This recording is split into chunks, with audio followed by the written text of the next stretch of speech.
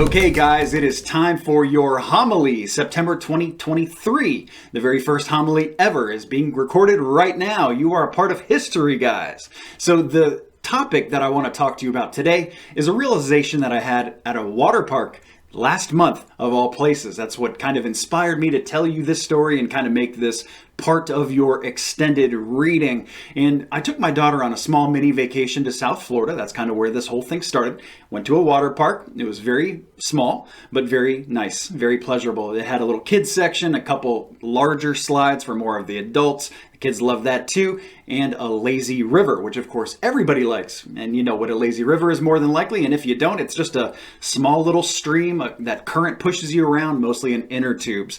So this is where my story takes place that I wanted to share with you guys. I was going down the lazy river and it was a small course. Maybe took you about 10-15 minutes to go around the whole thing. And they had some good water squirts that would happen. You know, sometimes it was like a waterfall where you just got penetrated by water, just that was like free falling. Other times it was pressurized, like more of like a squirt gun and like a spray, and just different kind of textures and varieties that you'd pass through and go under. And it was very nice. And I'd been through it a couple times, and my good friend took my daughter to go on the big slide. She wanted to go on the big slide, so I was in the lazy river by myself, and I'd already been around the course a couple times by this point, so I knew the course pretty well, at least I thought I did. And I decided, you know what, I'm just going to try something a little different here. I'm sitting on this inner tube, going down a nice little current in a course. I decided to close my eyes and see what changed when I did so. Now, everything changed. First of all, your senses heighten. When you're looking like this, you're blindfolded, you know, your hearing, especially there, hearing was what's heightened the most for me. I was hearing that water coming way ahead of time, and I was apprehensive. I didn't know when it was coming. I just knew that it was.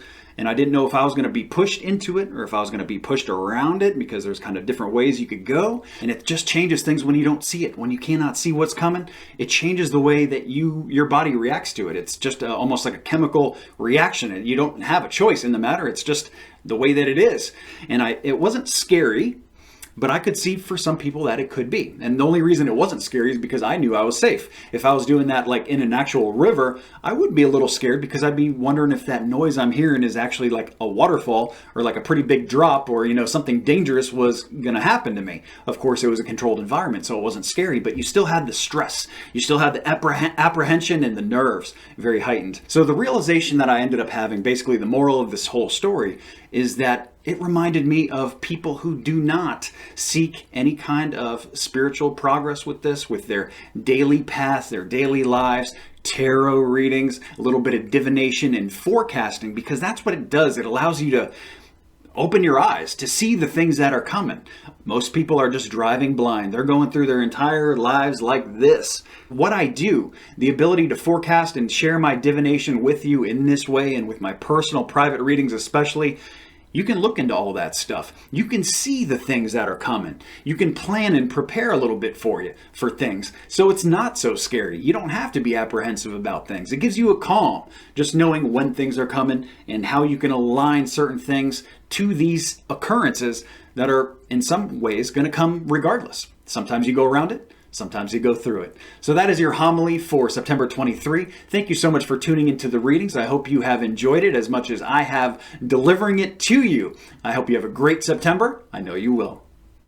Hey guys, Scott Sagent here, and it is time for your homily 2023 October edition. Today I want to talk a little bit about a realization I had, kind of an inspiration through a tarot card, and it was the Three of Wands. I'm going to float a little picture of it up on the screen here for you so you can see what I'm talking about. This is the Three of Wands from what I call my brown tarot deck. I think it depicts the picture very well, and I'm doing the background here to try to match the energy of that as well here for you too. So anyway, this realization I had is that this woman looking out on the edge of a waterway, maybe in some decks it's a cliff, basically the end of your property, looking out to what chapter is next. It also has to do about chapters in your life. So what is coming next for you? And it made me realize how many people actually don't do things. We wait until the right time to do things. Well, as Buddha says, the mistake that people make is thinking that they have time. And, I terribly misquoted that, I'm sure, but you get the gist, is people put things off and then they end up never doing it. If you go and ask anybody who's successful in a business or who's gone back to school to take accreditation for a credit course or something they need for college or a master's degree or something like that, anybody who's gone back and done the work, if you go and ask them, hey, do you wish you would have waited to do that a little bit longer? Or do you wish you would have done it earlier? They're either going to tell you that they're happy they did it when they did it, or they wish they would have done it earlier. There's almost nobody who says, oh, you know what? I wish I would have taken that dream trip to Europe, a few years after the fact that I did it. No, most people would have liked to have gone earlier. Maybe they found something they really liked there and would really like to go back and see again. Well, that never happens if you wait for too long, right? And it's just like another silly example, of course, but it's I just discovered a new restaurant nearby my house that I really like. It's actually like a Oriental buffet, and in my head I'm just thinking, all the buffets are the same. They're similar. They're almost all, a little bit different here, a little bit different there, but overall it's the same idea, same concept. Well, I went and I tried this place, and it blows everything else away that I've ever eaten in the area. So this is something, for example, if I had discovered this Oriental buffet the last couple weeks of when I was living in the town that I'm living in, I would have been very upset. I'd be like, oh man, I could have been coming here this whole time. I could have been coming here for years.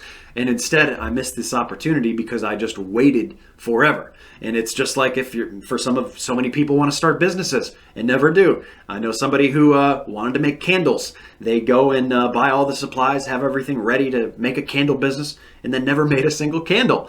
And it's just like, why? Why wait for the opportune time that may or may not ever come? And just like this card is showing this woman looking out onto the, expanse of the horizon, what is next? Well, what next for you is what's important for you. And the only thing that I would try to encourage from this homily is to not wait for too long, because you never know the timing. The timing sometimes has to be better than it does. If the timing is way off, of course, that's a different deal. But for most people, the timing's either they're unsure of it for other reasons. Maybe they're holding themselves back. That's what happens most of the time. We are our own worst enemies at the end of the day. But at the end of the day, you also need to take risks. You need to do things while you still have the time. And the time is now if you're thinking about it right now. And that's even further reiteration of why you need to go and do things somewhat presently. You don't want to wait for too long. You never know what's going to change between now and then. If you want to go start a business, go start a business. If you want to go start a gym membership or go start a new health kick, go do that. Don't just wait around forever to do it. Wait for the right time. Sometimes you just got to take that little leap of faith. And of course, it is never too late in life. But remember that it is also never too early. So I hope you've enjoyed your homily. I hope you guys have enjoyed the reading as well. Please remember to like and subscribe. I do these every single month. Take care. Have a great October. I know you will. All right, friends, welcome into your homily, December 2023 edition. My name is Scott Sagent, and the topic of this homily today is giving yourself the space to grow. And in the same way that outer space has no boundaries, it is infinite in every single direction, so are you as a spiritual sovereign being, child of God. The only restrictions that you have, that we all have, are the ones that we impose upon ourselves. So that's what we're going to be talking about a little today here. Stresses, anxieties, limiting beliefs, and of course, fears. These are things that we impose upon ourselves that hold us down and do not let our higher selves reach our full potential. And we can see real, true examples of this in the physical world. Because even though we're talking about spiritual here today, as above, so below, and there are physical, real-world examples I can give you. The first one I'm popping up on the screen here, this is a picture of two basil plants. I got them posted right next to each other so you can see the size difference, the growth difference. These, I grew these from seeds, first of all, in my office, so they do not look like the basil plants that you probably see at your store, but that's okay. But for the sake of this video, you'll understand the difference here because these seeds started at the exact same time. The only difference between them is the fact that one is in a larger pot than the other. One is in a smaller, more constrictive pot. And you can see the massive growth difference between the two. No other factors have changed except for that. But let's also talk about something that's called a plecostomus. This is an aquarium fish. It is part of the sucker catfish family. And these fish, like many wonderful animals, have the ability to adapt to their environment in a large way. These plecostomuses, these plecos, they can actually adapt their size to the tank size that is surrounding them, basically their environment. They're adapting to their environment. And this comes as probably a survival mechanism if you think about it, because if they get splashed into a puddle and they can't get back to the main hub of their lake, of their pond, well, now they're forced to grow up in this little constricted area. So of course there would be little benefit to growing to be the entire size of this puddle or their new tank. Of course that would be very detrimental to their health. They would not make it. They would be too big for their environment, right? So they have an ability to adapt their size and slow down their growth rate to the size of the tank. So what happens? This is my question for you. What happens if you remove these constrictions and restrictions on yourself? So for example, choose the thing that holds you down the most, that restricts you the most from the person you're trying to be and the places you're trying to go in life. Imagine how that would feel and how much better your life would be if that was out of the way. Imagine if that was solved, how much better and how much better of a trajectory you would be on as a person. You would feel fantastic, and you would feel like there's a big weight lifted off your shoulder too, and that there's maybe nothing holding you back. Well, this is all encouragement so you can go and attack that one thing, whatever that is. And of course, that is an inner game thing that takes some inner work, and that's not what this video is all about, but you got to start somewhere. And the first thing you got to do is bring awareness to the problem, and that is how you can start addressing it. How do I solve this problem? What are the things I can do? What is the inner work that I can do to get past this and live my best expansive life ever with no restrictions and giving yourself infinite amount of space?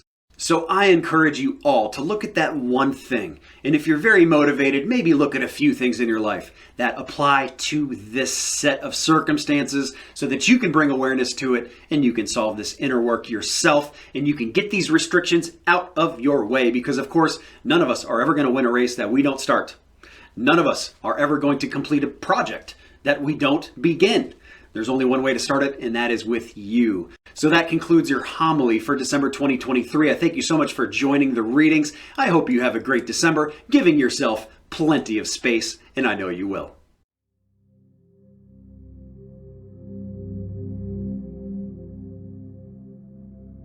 Hey guys, this is Scott Sagent here for your January 2024 edition of Homily. And for this month's homily, starting the new year, I thought it would be fun if we did a little thought experiment here, so that is why you cannot see me right now. And that's okay, because I cannot see you either.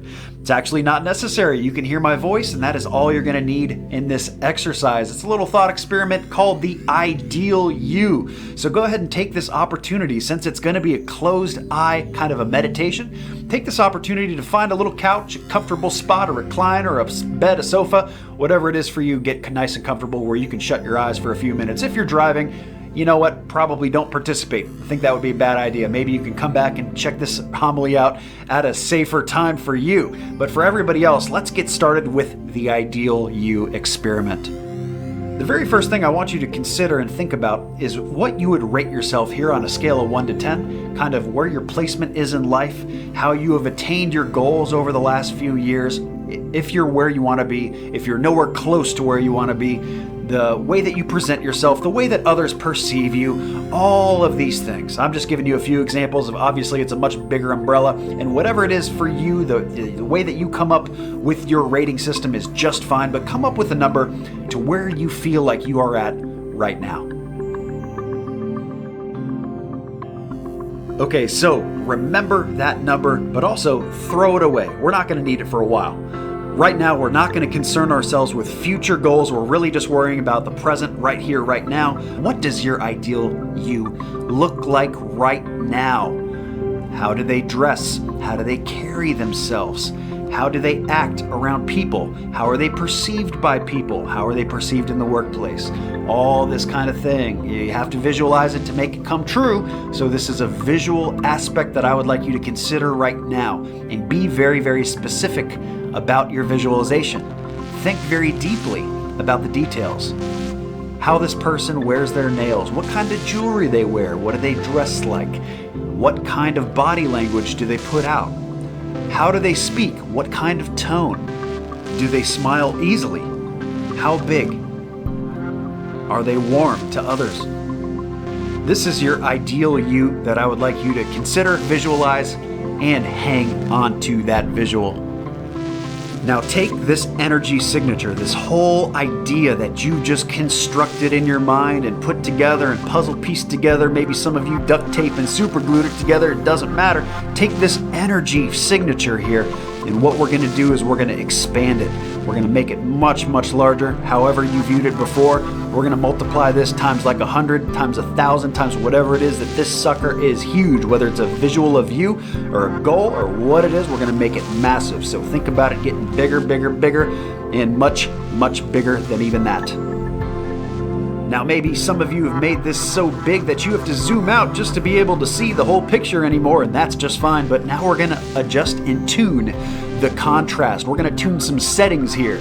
So adjust that contrast. We're going to make everything very bright. All those colors are going to get vibrant and very, very sharp. There is going to be no dull colors here at all. Everything is super bright, full of contrast. Once you're done tweaking that, now we're going to tweak the brightness. We're going to make it bright, all the way fully bright as you can go before it hits white. So now these colors are not just bright, but they are almost blinding, and they are so sharp.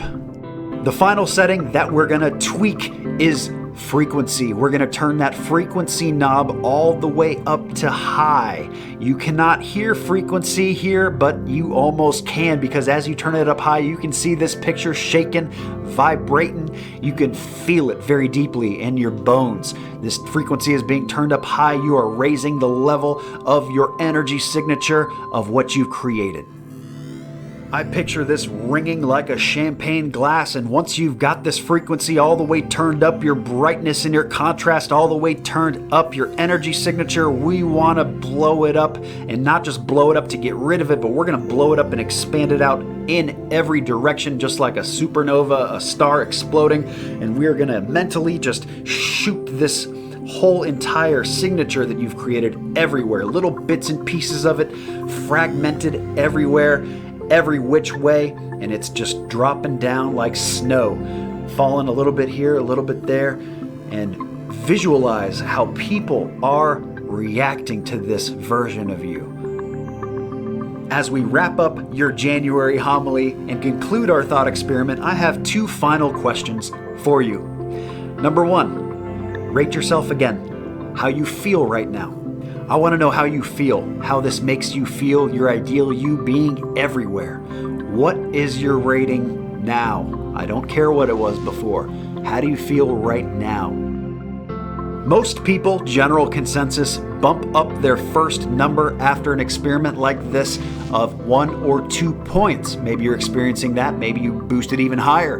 Maybe you stayed the same, I'm not exactly sure, but the consensus is that most people do raise up just from this couple minutes of this idea processing in their mind. And visualization is key for manifestation. It is the only way that it is brought into the physical realm and made real. So now you have the tools. You know how to make this energy signature. And if you can bump your rating and feel that much better about your future right now in the present moment, imagine in just a couple of minutes, imagine if you were to do this every day. This is helping you to get to that goal, to get to that place, to get to your ideal you. It's not a future deal, it's a present deal. All this work is done in the present, and this is just one tool to help you get to that point.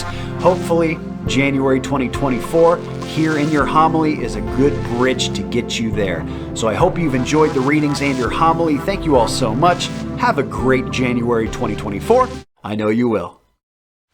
Hello, friends, and welcome into your homily, February 2024 edition. My name is Scott Sagent, and the name of this homily this month is Don't Let It Rain on Your Parade. We're going to be talking about managing expectations here. Good expectations that we might be too high on, expecting too much from, bad things, expecting bad days, and how we can get way too low on that, finding a nice middle ground here. The first and very most important thing to start with is that us, as human beings, we are just prediction machines. Our mind is computing and processing a whole bunch of stimuli every single second of every single day, trying to figure out what's going to happen next so that you can be in the right present moment, making the best decisions for you at that time. So just like if you come up to a stop sign and there's another car, you're trying to figure out, both of you guys are really, who's going to go first, who's going to do what you're trying to figure out what they're going to do so you don't crash into them, right? Same thing if a stranger walks up to you, you're trying to figure out, analyze the heck out of it as quick as you're not even realizing it's happening at this point. It happens automatically, but you're trying to figure out, is this stranger coming up to me? Can they be trusted? Are they a good person? Or are they going to rob me? Okay, so we're doing all these kind of things all the time, all these computations behind the scene. And as a result of all that, we come up with expectations, our version of the future, whether it be a good event or a negative event, doesn't matter. We're creating these expectations all the time about what we expect to happen. But here's the thing, a lot of times these expectations do not happen. Never happens at all. Or maybe they're not as good as we want them to be, or as bad as we would like to avoid. So let's get into a little bit of that. Now, I like to look at this with a frame that I call the 5% rule. So let's take a good example first. Hey, you're going to Disneyland, you're going to a theme park, doesn't matter which one, pretend, okay, you're going to have the best day ever. Your expectations are way up here. You're like, yeah, I'm going to meet these characters. I'm going to get to go on all these rides. I'm going to, live out my childhood dreams and just have a great day all the way up here. That's what you're expecting, okay? And that's fine. Maybe it'll happen. But there's only that 5% rule, the 5% chance that you're going to get to the tippy top of what is actually going to occur.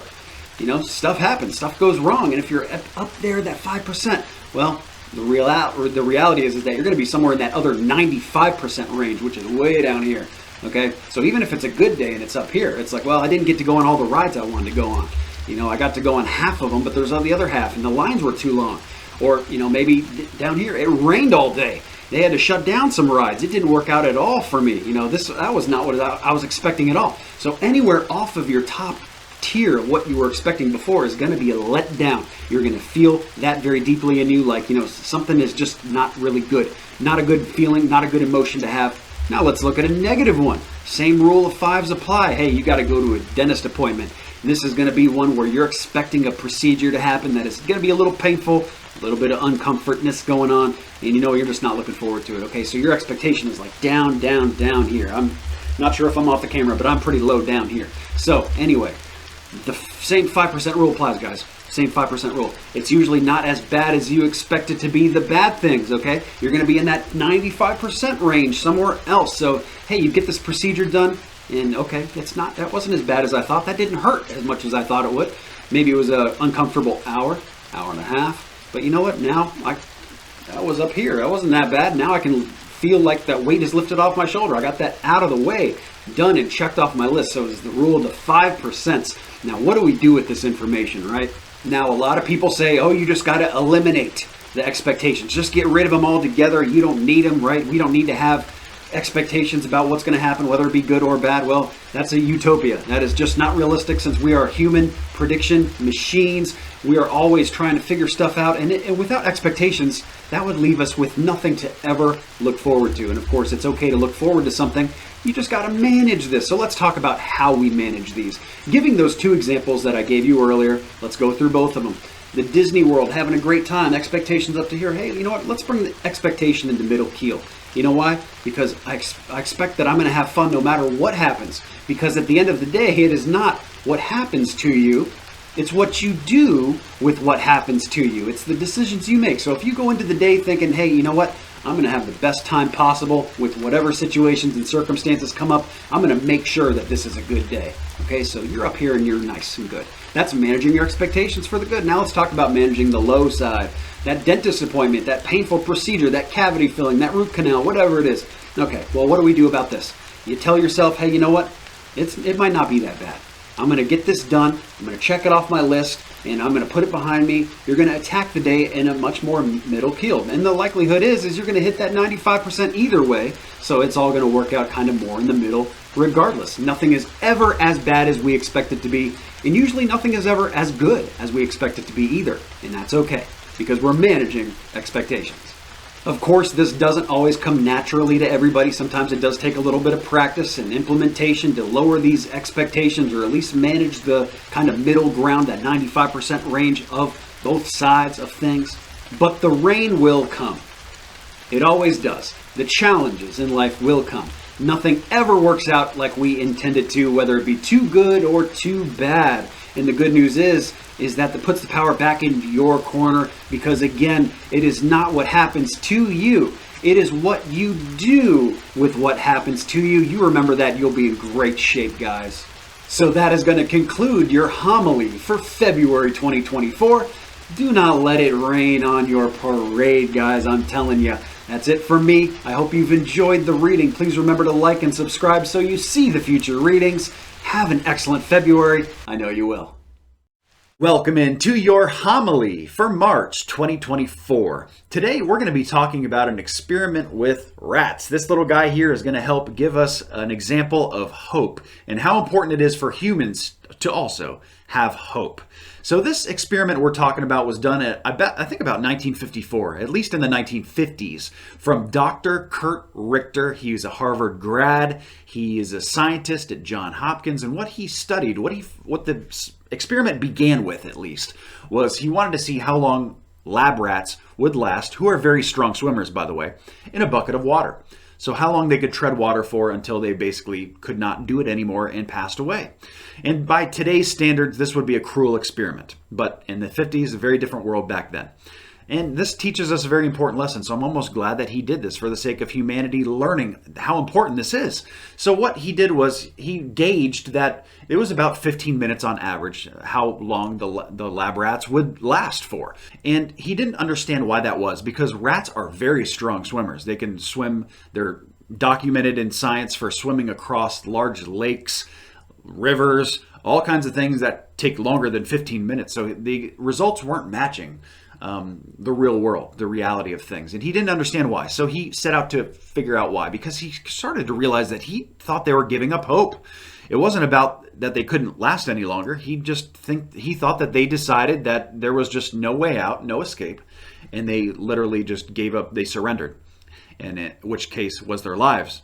So what he did was he gauged this by testing it, by doing the same experiment, except what changed was when he observed that they were giving up hope, when they were about to just take their last breath and go under the water, he picked them up, he saved them, he brought them up, he corralled them back he warmed them back up, he made sure that they're breathing again and back to normal.